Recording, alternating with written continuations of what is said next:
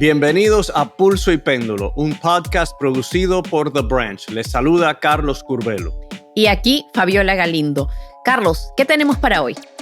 Pues Fabi, esta semana el presidente Biden lanzó oficialmente su campaña a la reelección, pero el anuncio llega en un momento en el que una investigación judicial contra su hijo, Hunter Biden, vuelve a ser noticia. Ya estaremos explicando por qué. Definitivamente un caso que ha dado muchísimo de qué hablar, pero hoy también vamos a abordar una preocupante tendencia que se ha venido acentuando en años recientes. Y estamos hablando de la crisis de salud mental entre los menores, pero sobre todo entre las niñas y adolescentes.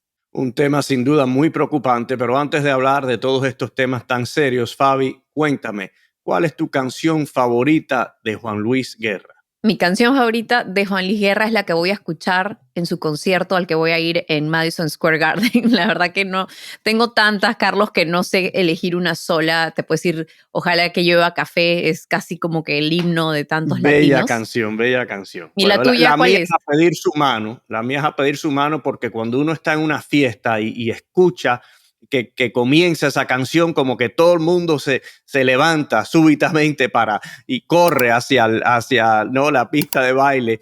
Así que nada, Juan Luis Guerra es brillante. Yo estuve en su concierto el fin de semana pasada.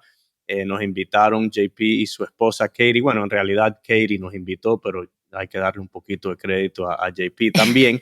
Y la pasamos muy bien, aunque te confieso que parece que Juan Luis Guerra como que se está empezando a despedir. Su concierto muy bueno, tocó todas las canciones populares, pero como que fue a lo que iba. No conversó mucho con la audiencia.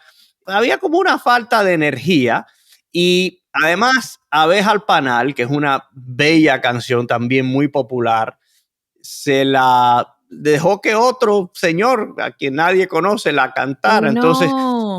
mira, fue excelente el concierto, la pasamos muy bien, pero nada, yo creo que la edad es un factor. Están hablando de la edad de Biden. También para los artistas la edad importa, ¿no? La edad importa, pero como yo creo que los dominicanos aquí en Nueva York no le van a dejar pasar que no cante como Abeja un Panal. Pero bueno, quiero pensar, quiero tener esperanza de ello. Pero definitivamente que he visto artistas ya, digamos, cuando ya tienen más de 70 años y muchas veces es lo que tú dices, parece que obviamente ya se están despidiendo, otros no tanto. Por ejemplo, yo fui a ver a Rubén Blades hace ya unos años, ya tenía creo que tenía 71 años cuando yo lo vi, y la verdad que ni uno no se hubiese ni dado cuenta. Hay artistas que, bueno, depende, ¿no? Depende de cada persona, de cada físico, de cada quien, pero yo te voy a prometer que me voy a reportar y te voy a decir cómo es que los dominicanos aquí en Nueva York le han reclamado que cante todas sus canciones él mismo. Porque creo que eso es lo que va a pasar. Quizás ya tenga más presión porque hay más dominicanos, pero la vas a pasar muy bien, pero no te sorprendas si es un poquito breve el concierto, que tampoco está mal porque uno puede salir después o si está cansado se puede ir a la casa, pero yo creo que a las 10:30, 10:45 ya estaba en mi casa, que para un concierto Wow. no es habitual, pero excelente y admiro mucho a Juan Luis Guerra, además de ser un gran artista. Es un hombre de mucha fe que ayuda mucho a las personas necesitadas, especialmente en su país, en República Dominicana. Así que la pases muy bien. Nos cuentas después cómo te fue. Así es, así que ya después de ese concierto vamos a contarles cuál fue la canción que le encargó a otra persona, si es que pasa. Yo espero que no, pero ahora sí vamos con nuestra primera historia del día. When I ran for president 4 years ago, I said we're in a battle for the soul of America, and we still are. The question we're facing is whether in the years ahead we have more freedom or less freedom, more rights or fewer. I know what I want the answer to be, and I think you do too. This is not a time to be complacent. That's why I'm running for re-election. Ahí escuchamos parte del video con el que Biden lanzó oficialmente su campaña a la reelección. Dice que se está postulando nuevamente porque el alma del país sigue estando en juego. Según él, la gran pregunta a la que nos enfrentamos como nación es si en un futuro tendremos más o menos libertades. Carlos, creo que este anuncio no tomó realmente a nadie por sorpresa. Sin embargo, es muy significativo, ¿no? Especialmente teniendo en cuenta que la mayoría de los estadounidenses no parecen estar muy entusiasmados con su candidatura. Claro, el anuncio se esperaba, aunque para este presidente, dada su edad, algunos especulaban cuando primero ganó si iba a buscar una reelección o si se iba a conformar con un periodo de 4 años. Fabi, algo que para mí es extraordinario es notar, y ya se han visto varias encuestas, que la gran mayoría de norteamericanos no quieren que ni Biden ni Trump se postulen a la presidencia. De acuerdo a la encuesta de NBC News, un 70% prefiere que Biden no se postule, un 60% prefiere que Trump no se postule. En la cifra de Biden eso incluye una mayoría, o vamos a decir la mitad de los demócratas, creo que era un 51%. Así que estamos ante una situación única en el país donde hay dos candidatos que parece, en este momento, todo pudiera cambiar, ¿no? Falta mucho tiempo, pero en este momento parece que van a ser los candidatos representando a los dos partidos principales. Sin embargo, la gran mayoría del país los rechaza a ambos. Eso es lo que estaba leyendo yo también y me parece interesante ver qué es lo que realmente va a suceder con estos candidatos, sobre todo con la participación electoral que hemos visto que ha ido creciendo en los últimos años, básicamente también debido un poco a la polarización, ¿no? Pero ahora estamos viendo justamente que los dos candidatos principales no son de la preferencia de la mayoría de los votantes, así que realmente vamos a ver si es que existe la posibilidad de que otros candidatos vayan surgiendo, ¿no? Ya que obviamente estamos hablando del presidente actual y del expresidente, que serían los dos candidatos y contrincantes más importantes en estas elecciones. Todavía falta un poquito más de un año, pero como sabes, este ciclo electoral ya comienza desde ahora con encuestas como esta, ¿no, Carlos? Y un factor importante en todo esto es la edad de ambos candidatos. Si Trump vuelve al poder, va a cumplir 80 años en la Casa Blanca. Si Biden gana la reelección, va a cumplir 86 años en la Casa Blanca. Y muchos estadounidenses están pidiendo gente nueva, caras nuevas, personas más jóvenes, darle paso, ¿no? Que los baby boomers al fin le den paso a una nueva generación. Yo creo que hay que mantenerle un ojo a la primaria republicana. Nikki Haley está haciendo una campaña muy disciplinada, está haciendo buen papel en los medios, se está destacando bien, aunque está muy detrás en las encuestas. También hay que ver qué es lo que pasa con Ron DeSantis, que hace solo semanas, Fabi, se hablaba de DeSantis como un importante desafío para Donald Trump, que quizás DeSantis pudiera ganarle a Trump. Ha tenido unas semanas muy difíciles. Aquí en este programa también entrevistamos al alcalde de Miami, Francis Suárez, una cara nueva, un candidato que sería como que inesperado, pero que está considerando postularse también. Así que, y mira, del Partido Demócrata está este señor Kennedy, la familia Kennedy, que está también postulado. Yo creo que tampoco se puede ignorar, inclusive con un presidente que es titular, esa candidatura de Robert Kennedy, porque vemos que tantos demócratas expresan preocupación con la candidatura de Biden.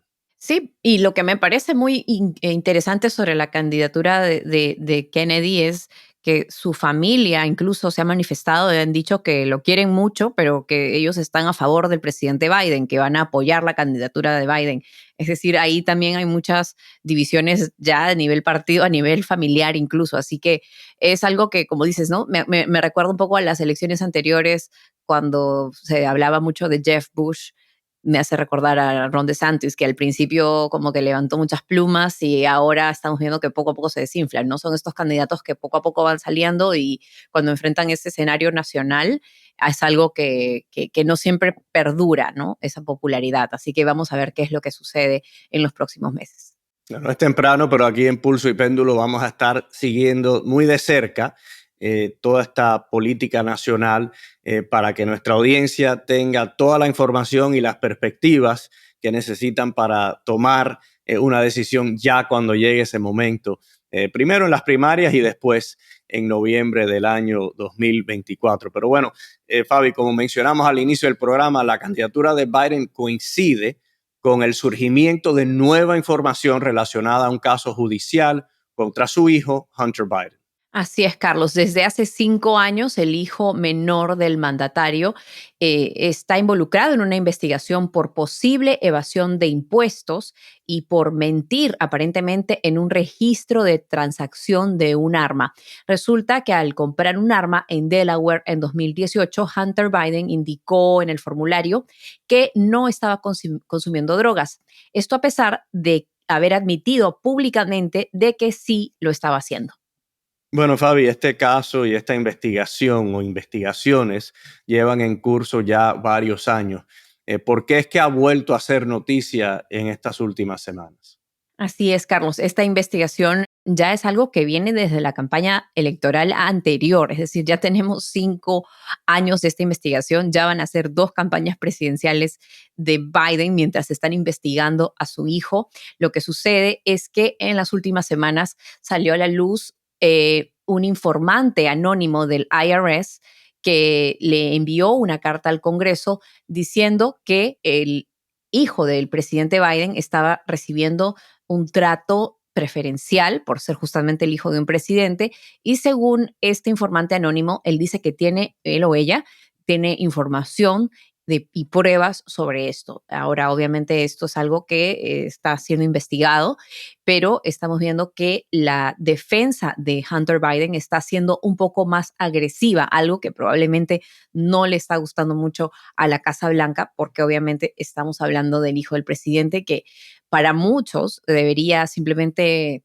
dejar que se le investigue, ¿no? Y eso sí está sucediendo, están participando, justamente tuvieron una reunión con altos funcionarios del Departamento de Justicia y también con funcionarios del gobierno, porque para muchos es normal este tipo de reuniones entre un fiscal y la persona acusada para que le den más o menos información de lo más reciente que está sucediendo.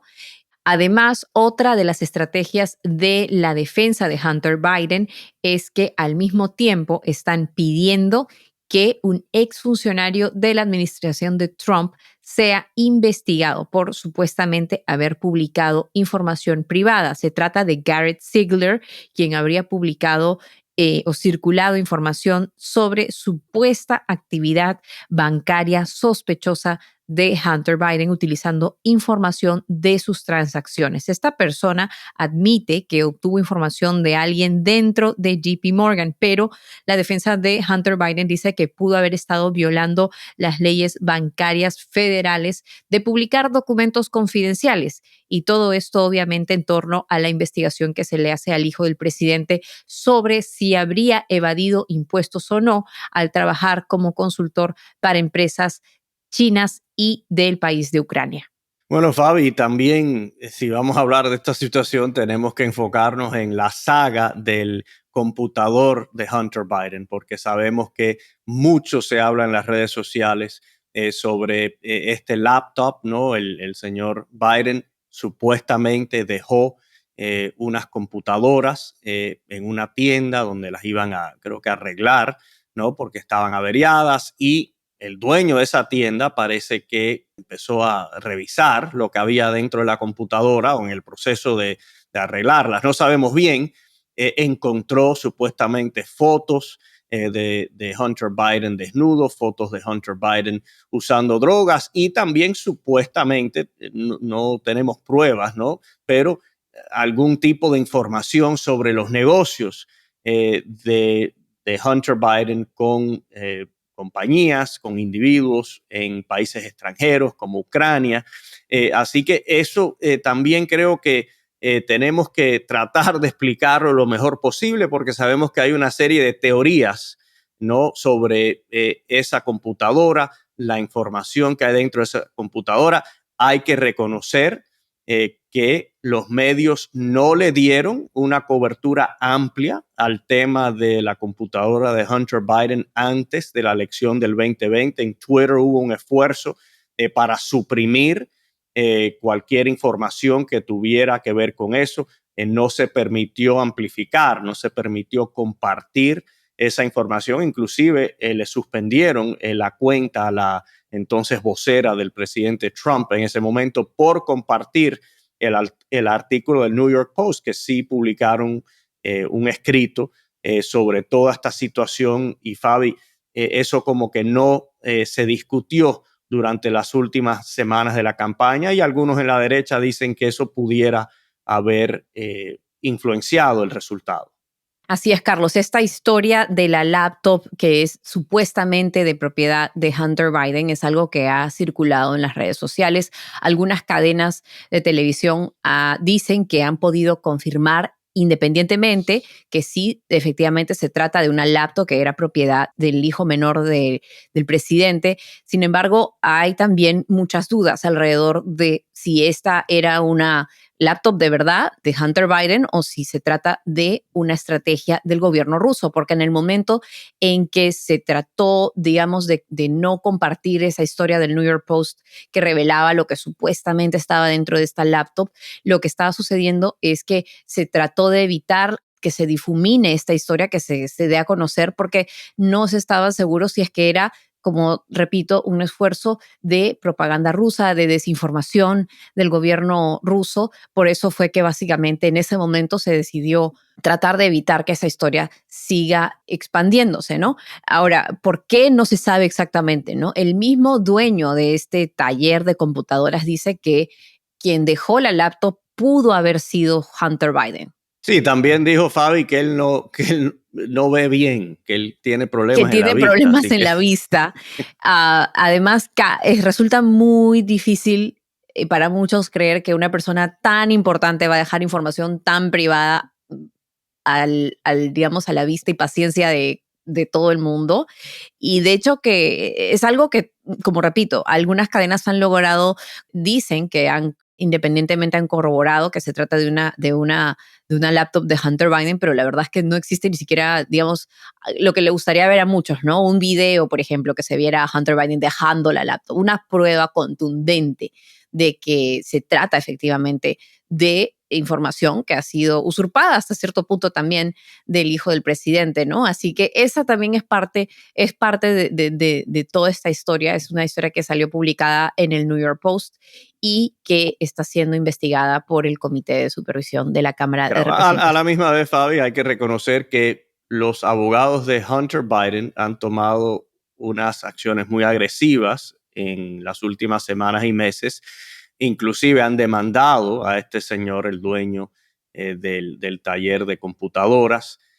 Así que es muy posible, y hay mucho que apunta a que estas computadoras, no sé si Hunter Biden las haya dejado ahí o no, pero que tienen algún vínculo a Hunter Biden. Y lo importante que sepa la audiencia es que esto se está investigando. Yo personalmente opino que Merrick Garland es un hombre de integridad. He observado cómo ha manejado, por ejemplo, el tema de toda esta información clasificada que le han encontrado al presidente Biden, al expresidente Trump, al ex vicepresidente Mike Pence. Garland nombró fiscales especiales para los 3 casos. Creo que está haciendo lo más posible para proteger la imagen y la integridad del Departamento de Justicia. Y este caso sobre Hunter Biden no se ha cerrado. Ya lleva varios años en curso esta investigación, y para mí eso quiere decir, número uno, que algo hay, ¿no? Alguna actividad o conducta cuestionable tiene que existir, porque si no hubiesen cerrado el caso hace tiempo.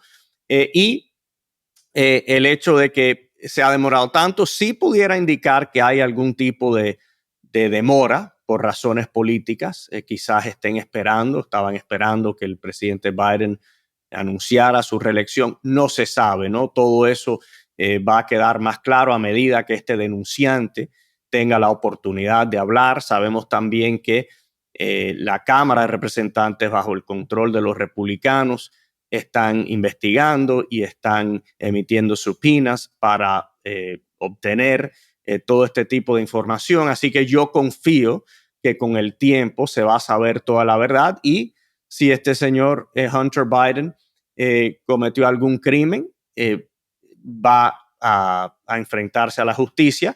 Y también yo creo que va a haber la oportunidad de ver, ¿no?, si el presidente Biden, Joe Biden, estuvo de alguna manera involucrado en algunos de estos negocios de su hijo. No necesariamente quiere decir que haya cometido alguna ilegalidad, pero quizás estaba ayudando a su hijo a obtener clientes en países extranjeros.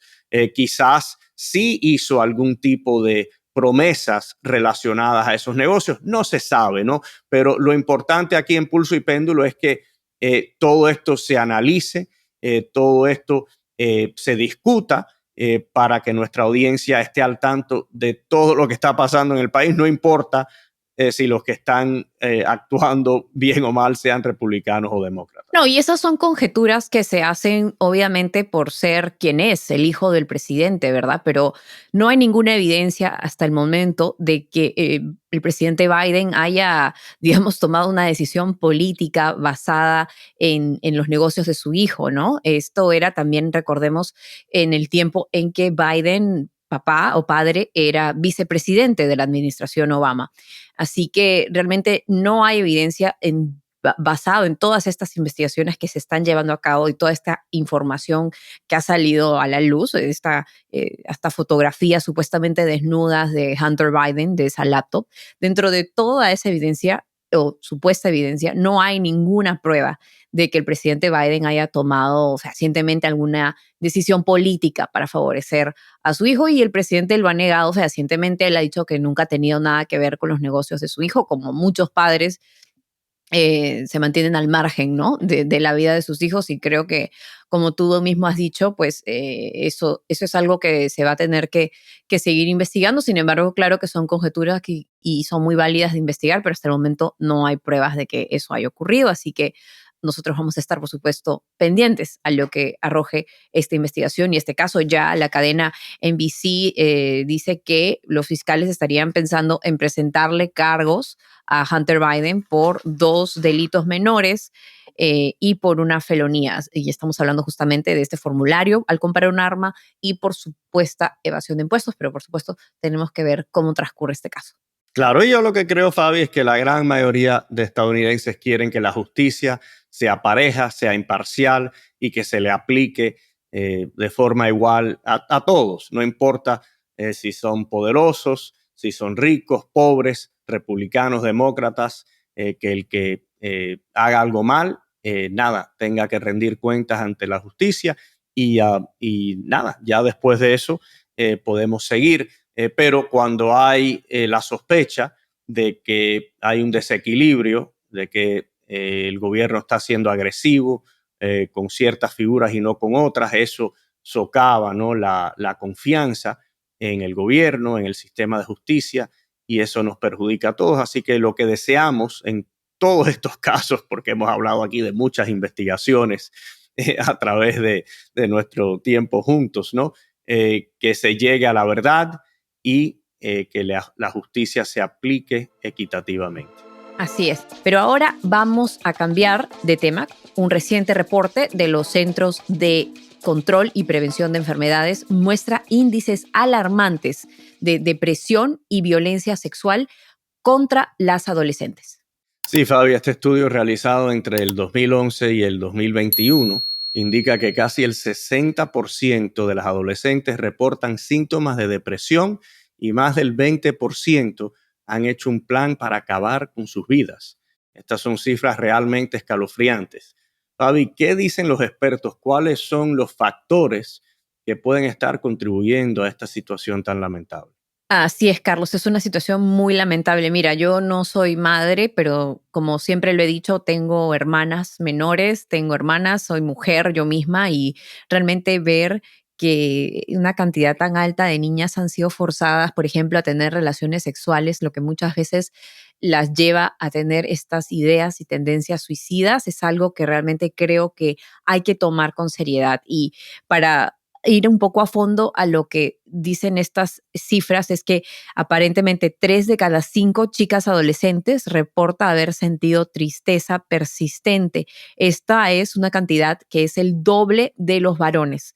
También 1 de cada 3 reporta haber considerado seriamente suicidarse y 1 de cada 5 en el grupo de chicas lesbianas o de jóvenes gays, 1 de cada 5 ha intentado quitarse la vida. Algunos hospitales incluso reportan que estas cifras han aumentado en los últimos años exponencialmente y, como decías, ¿cuáles son las causas? Pues la verdad es que los médicos no saben señalar exactamente cuál, pero hay muchas coincidencias. Por ejemplo, el incremento de uso de celulares en las últimas décadas coincide justamente con el incremento de la tasa de intentos de suicidio o suicidio entre los jóvenes. Obviamente que con el uso de los celulares también viene el uso de las redes sociales. Hay más avenidas por las cuales estos chicos y chicas pueden sufrir de bullying, de abuso, sin olvidarnos, por supuesto,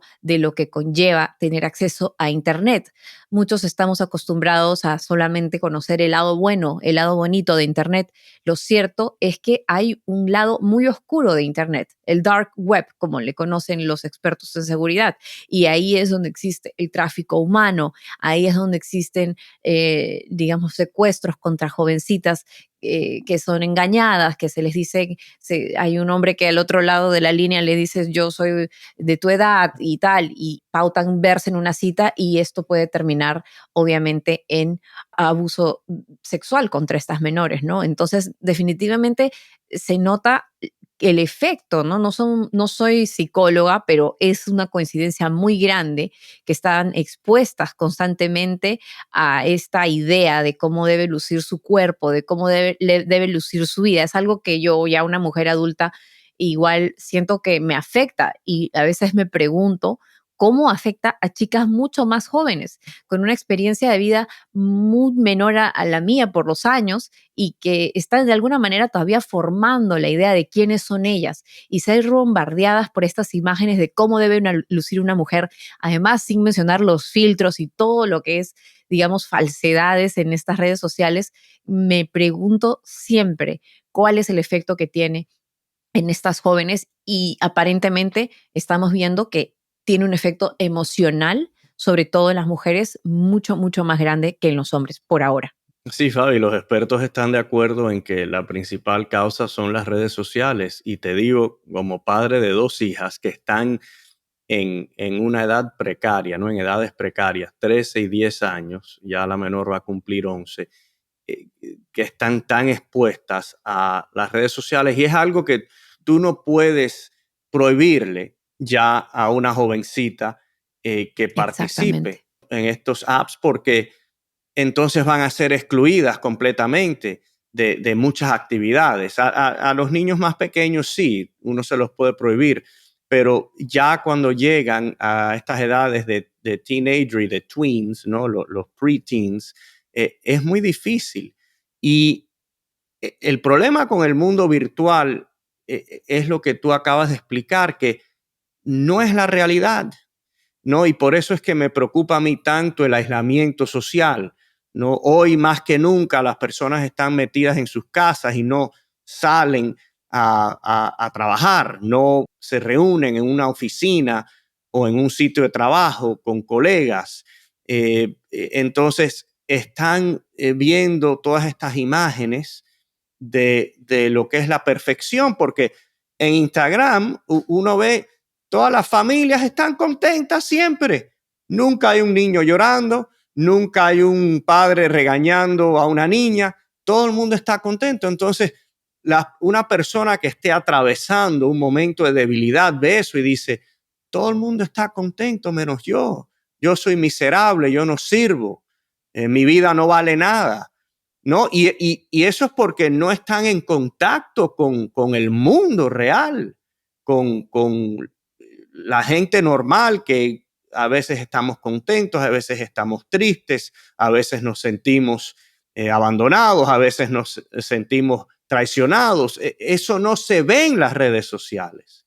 Entonces, esa falta de humanidad está contribuyendo a todo esto y las niñas y las jovencitas están más expuestas a todo esto porque yo lo he observado, pasan más tiempo en el teléfono, pasan más tiempo en estos apps. Los jóvenes y los niños son más proclives a salir a la calle, a jugar, a hacer deportes. También muchas niñas lo hacen, pero en el caso de los niños se les insiste más en que participen en todo ese tipo de actividad deportiva, actividad social, y yo creo que eso no explica esta brecha que existe entre jovencitos y jovencitas en el caso de lo que es la depresión y toda esta dificultad que están experimentando.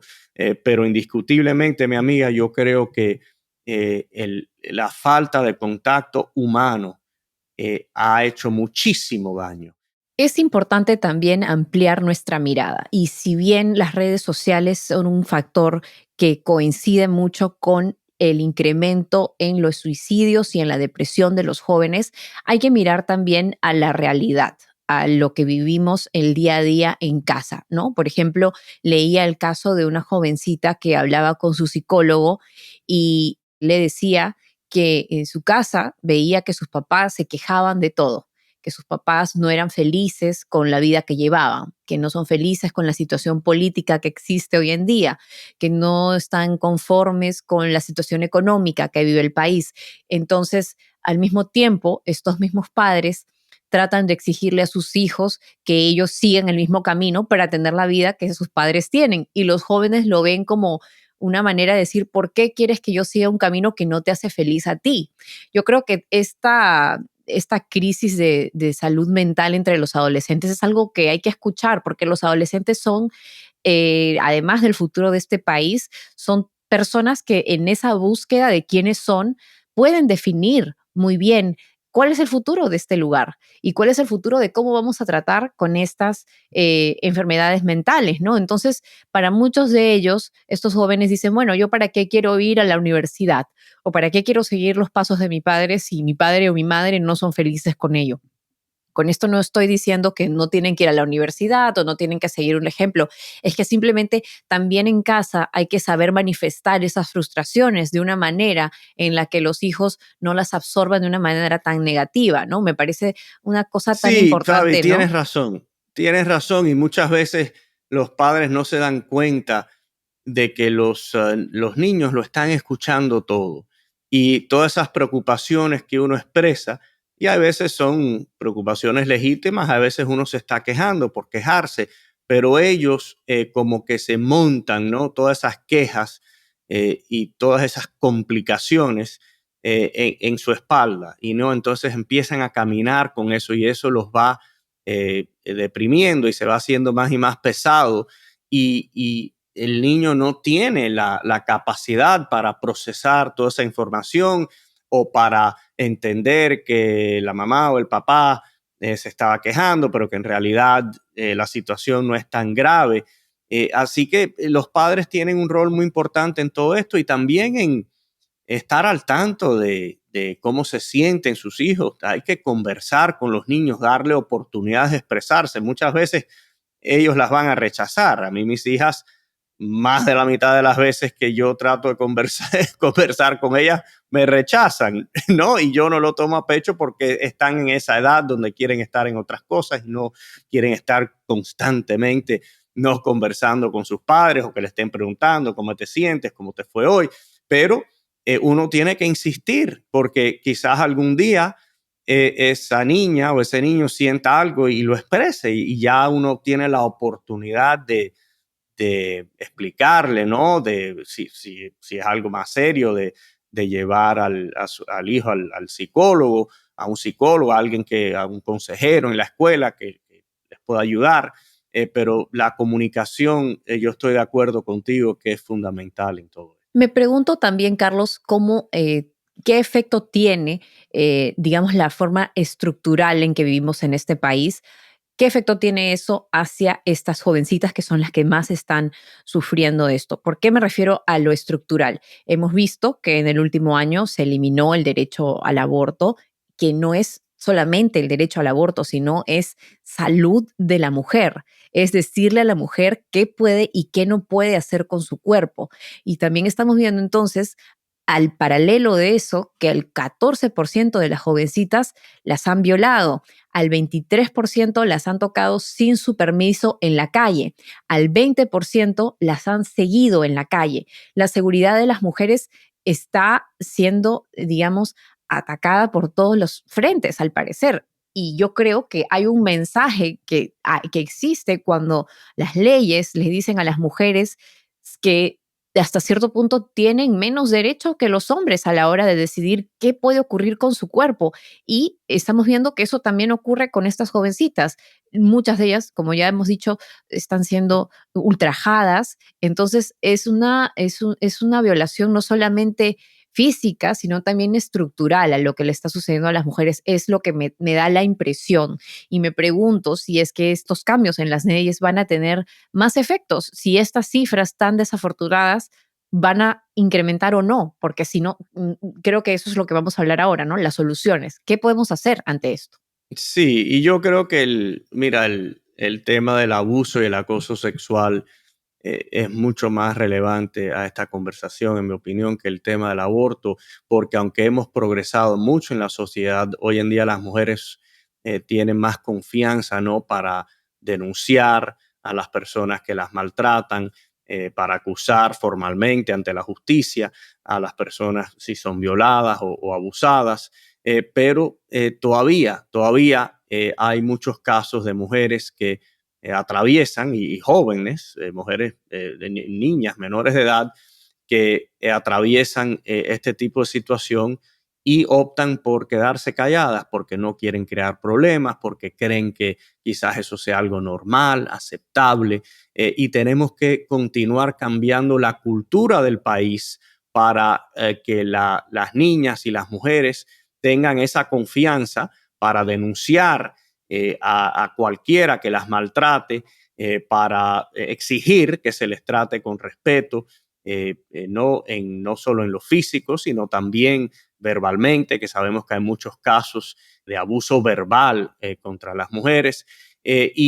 También sabemos que a veces las autoridades no toman en serio cuando las jovencitas y las mujeres hacen este tipo de denuncias. Así que hemos progresado muchísimo. Esta sociedad no es una sociedad machista como lo era hace 40, 50 años. Y además, para nosotros que provenimos de Latinoamérica, Estados Unidos siempre ha sido un país mucho menos machista que nuestros países de origen.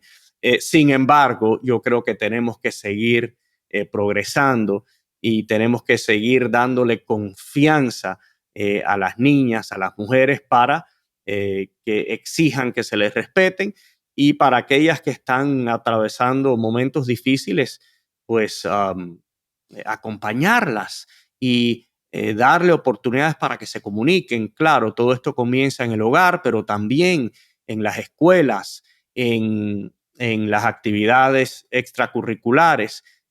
Hay que crear conciencia sobre toda esta situación. Así es, Carlos. Yo creo que es también, no es cuestión de entrar en pánico, obviamente, sino más bien de abrirnos a esta conversación, no solamente en casa, en la escuela, entre amigos, hacer ese clásico check-in, ¿no? De decir cómo estás, lo que tú decías, las redes sociales quizás nos han alejado un poco a nivel físico, o la pandemia, en fin, el uso virtual de todas estas plataformas, pero preguntarle a las personas cómo están, qué es lo que necesitan. Obviamente, la necesidad de una ayuda psicológica profesional es algo que también escasea, hay que reconocerlo en este país. Estaba viendo cifras de un hospital aquí en Long Island, en Nueva York, que dice que en el hospital Long Island Jewish Medical Center en New Hyde Park, las visitas a las salas de emergencia por intento de suicidio en el año 1982 eran 250 ese año. Y en el año 2010 esa cifra aumentó a 3,000. En el año 2022 esa cifra aumentó a 8,000. Estamos hablando de que en 10 años se ha más que duplicado la cantidad de personas, de jóvenes que van a una sala de emergencia, que terminan en una sala de emergencia por un intento de suicidio. Si bien muchos de ellos no necesitan un cuidado intenso, muchos de ellos están haciendo, digamos, se están haciendo daño superficial, no quita el hecho de que es un intento de suicidio y que muchas veces inicia de esa forma hasta que lamentablemente logran hacerlo, ¿no? Entonces, ¿qué te está diciendo esta cifra? Que no existe la cantidad necesaria de profesionales de salud para atender a estas 8,000 personas que han entrado a una sala de emergencia debido a que intentaron quitarse la vida. Entonces yo creo que también hay que darles, además de creerle a una mujer cuando dice y acusa que le han violado, hay que darles herramientas también. Hay que dar herramientas a través de las instituciones, de cómo pueden presentar esta queja sin que, por ejemplo, la policía les desacredite, les haga sentir mal, les haga sentir como que es su culpa, que es algo que sucede tantas veces. Yo creo que esa es la manera de buscar soluciones, ¿no? ¿De qué otra manera podemos abrir esas conversaciones para que los padres también tengan una vía? ¿Qué tipo de palabras pueden usar? ¿Qué tipo de herramientas, de metodologías para hablar con sus hijas sobre esto? Yo creo que es muy importante. Por ejemplo, leía hace mucho tiempo la importancia, y esto es algo muy básico seguramente para las personas que tienen hijos, de cómo enseñarle a sus hijos que digan y que llamen a las partes de su cuerpo por el nombre, no por un nickname, como dicen, ¿no? Y por decir, porque si tú vas a decirle a tu papá, papá, mamá, me tocaron tal parte, tú tienes que saber qué parte de tu cuerpo te tocaron. No puedes decir una palabra y reemplazarla. Tus padres quizás no te van a poner atención, no te van a entender. Entonces creo que hay muchas cosas que podemos hacer, y también cómo criamos a nuestros hijos varones, ¿no? Cómo criamos a estos hijos varones que ya se olviden de esta idea del patriarcado, del machismo, sino de que tienen que tratar a las mujeres de una manera igualitaria, ¿no? Sí, claro, Fabi, y en ese punto quizás, no sé, estos sean demasiado tradicionalistas para algunos, pero yo sí creo que a los niños hay que enseñarle que la mujer es especial, que uno no puede tratar a una niña de la misma manera que uno trata a sus amigos niños, que a la niña hay que respetarla, que nunca se le puede pegar a una niña. Eso desde que yo era muy pequeño me lo sembraron en la cabeza porque el niño pequeño no sabe y a veces se frustra y empieza a pegar, pero cuando se trata de una niña, una mujer, claro, no se le debe pegar a nadie. Y repito, esta quizás sea una perspectiva un poco tradicional, pero yo sí creo que esa enseñanza, que yo creo que es bastante latina, ¿no? De que la mujer es sagrada, de que la mujer no se le debe agredir, yo creo que es importante, ¿no? A mí me lo enseñaron de pequeño y a mí nunca. Yo tuve un incidente, creo que tenía 5 o 6 años, imagínate, era en Halloween, y le tiré así un huevo a una niña, era mayor que yo, no sé, se estaba burlando de mí o hizo algo que no me gustó y a mí me dieron un castigo horrible y más nunca se me ha ocurrido agredir así a una niña o a una mujer. Eh, Te repito, quizás sea algo tradicional, pero creo que es algo importante de inculcarle a los varones para que entiendan no el respeto excepcional que hay que tener con la mujer. Esa es mi opinión. Sí, definitivamente. Yo creo que siempre y cuando que estemos simplemente tratando de enseñarle a nuestros hijos sobre el respeto, ya sea de, como tú dices, de que a las mujeres se les trata de una manera específica o no, creo que lo importante es que se eduque con eso, ¿no? De decir, no porque tú eres más fuerte o porque tú quieres esto, tienes que conseguirlo a la fuerza, ¿no? Creo que eso es lo que estamos viendo, esa es la consecuencia de por qué estamos viendo tantas niñas que están siendo forzadas a tener relaciones sexuales, obviamente en un mundo en el que supuestamente hemos evolucionado, como tú dices, ¿no? Y sin embargo estamos viendo que otro tipo de abusos siguen ocurriendo. Bueno, mi amiga, un